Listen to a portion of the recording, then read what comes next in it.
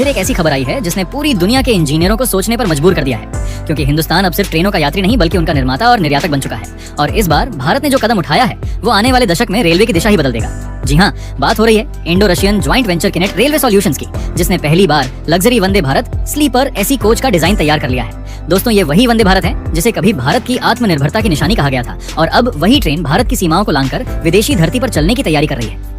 रूस के साथ मिलकर बनाए गए इस संयुक्त प्रोजेक्ट के तहत भारत लगभग 120 वंदे भारत स्लीपर ट्रेनें बनाने जा रहा है, जिनमें करीब 1920 कोच होंगे और हर कोच का डिजाइन पूरी तरह से भारतीय यात्रियों की सुविधा और अंतर्राष्ट्रीय मानकों को ध्यान में रखकर तैयार किया जा रहा है। और आप रेफरेंस के लिए डीएनए की इस रिपोर्ट को देख सकते हैं, जिसमें खुद कहा जा रहा है कि ये इंडियन रेलवे के लिए एक बड़ा कदम है, क्योंकि अब इंडो रशियन ज्वाइंट वेंचर ने पहली बार लग्जरियस वंदे भारत की ऐसी वाली स्लीपर कोच का डिजाइन अनवील कर दिया है। चलिए पूरी डेवलपमेंट को समझने के साथ साथ यह भी समझते हैं कि आखिरकार क्या कुछ देखने को मिल रहा है। लेकिन आगे बढ़ने से पहले इस वीडियो को लाइक करके चैनल को सब्सक्राइब जरूर कर लीजिए। देखिए, भारत और रूस के बीच हुए इस समझौते की सबसे बड़ी खासियत यह है कि यह केवल कोच बनाने तक सीमित नहीं है, बल्कि अगले 35 सालों तक इन ट्रेनों के मेंटेनेंस और ऑपरेशन की जिम्मेदारी भी इसी ज्वाइंट वेंचर के पास रहेगी।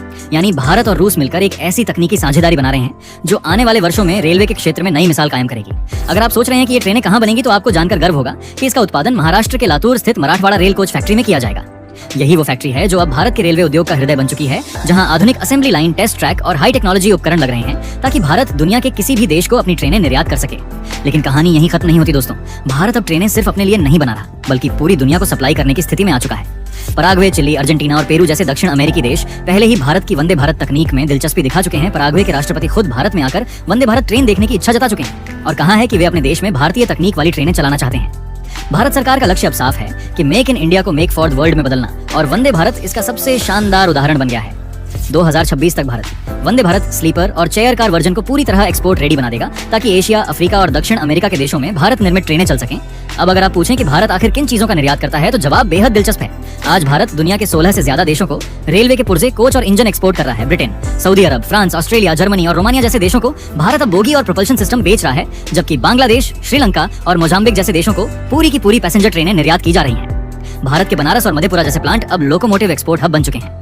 अफ्रीका के कई देशों जैसे गिनी, सेनेगल और मोजाम्बिक को भारत से इंजन भेजे जा चुके हैं। वहीं मेट्रो कोच कनाडा और ऑस्ट्रेलिया को निर्यात हो रहे हैं। यानी अब भारत सिर्फ ट्रेनों के डिब्बे नहीं बल्कि पूरी रेलवे टेक्नोलॉजी का निर्यातक बन गया है।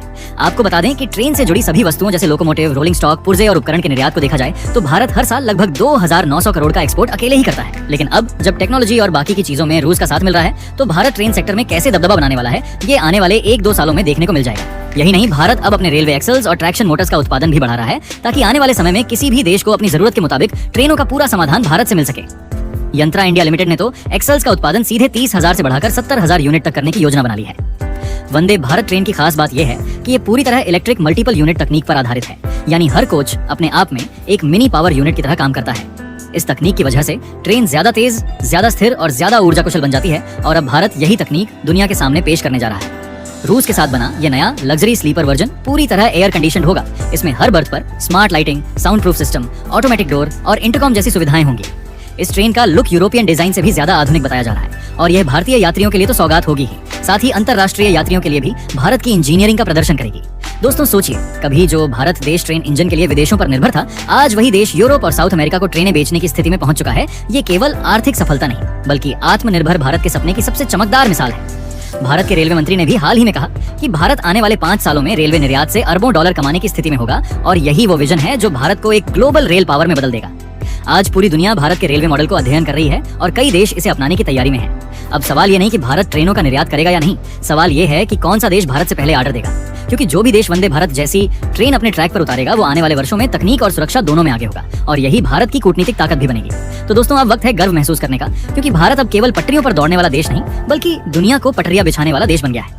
आने वाले सालों में जब यूरोप से लेकर लैटिन अमेरिका तक भारतीय ट्रेनें दौड़ेंगी, तो हर इंजन की आवाज में एक ही संदेश होगा कि ये है भारत की रफ्तार, ये है भारत का गौरव, और ये है वंदे भारत का विजय अभियान। चलिए अब समझ लीजिए कि जापान की बुलेट ट्रेन और वंदे भारत में बुनियादी अंतर क्या है। बुलेट ट्रेन को चलाने के लिए नई पटरियां, नई सिग्नलिंग और अलग इंफ्रास्ट्रक्चर चाहिए होता है। वहीं वंदे भारत एक इलेक्ट्रिक मल्टीपल यूनिट है, जिसे मौजूदा पटरियों पर भी चालू किया जा सकता है। इसलिए लागत और समय दोनों के हिसाब से वंदे भारत को एक्सपोर्ट करना ज्यादा व्यवहारिक बनता है। यही वजह है कि कई देश बुलेट की जगह वंदे भारत को प्राथमिकता दे रहे हैं। ये निर्णय सिर्फ आर्थिक नहीं बल्कि तकनीकी समझदारी पर भी आधारित है। इसीलिए जब किसी देश को तेज रफ्तार वाली अंतर्राष्ट्रीय मानक के साथ ट्रेन चाहिए होती है, तो वह वंदे भारत जैसा हल्का और अधिक अनुकूलित मॉडल चुनता है। याद रखिए कि वंदे भारत का डिजाइन EMU टेक्नोलॉजी पर आधारित है, जिससे हर कोच में पावर और कंट्रोल रहता है। इसका मतलब यह हुआ कि किसी भी देश के लोकल इंफ्रास्ट्रक्चर के अनुसार ट्रेन को कॉन्फ़िगर करना आसान है, जबकि बुलेट ट्रेन की तुलना में इसमें मेंटेनेंस और परिचालन लागत कम आती है।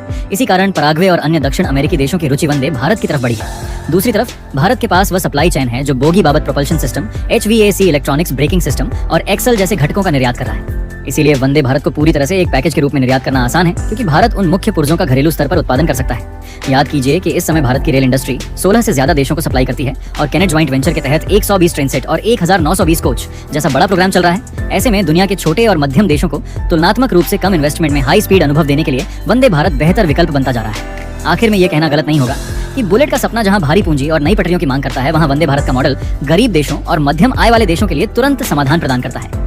बाकी दोस्तों, आपको क्या लगता है, इंडिया और रसिया का joint venture Vande Bharat train के लिए भारत को आने वाले समय में एक्सपोर्ट का नया किरदार बना देगी? अपनी राय हमें कमेंट में जरूर बताएं। अगर आपको यह वीडियो जानकारीपूर्ण लगी हो तो इसे लाइक करें और अपने दोस्तों तक शेयर करें, ताकि उन्हें भी सच्ची जानकारी मिल सके। और ऐसे ही नॉलेजेबल वीडियो देखने के लिए हमारे चैनल को सब्सक्राइब जरूर करें।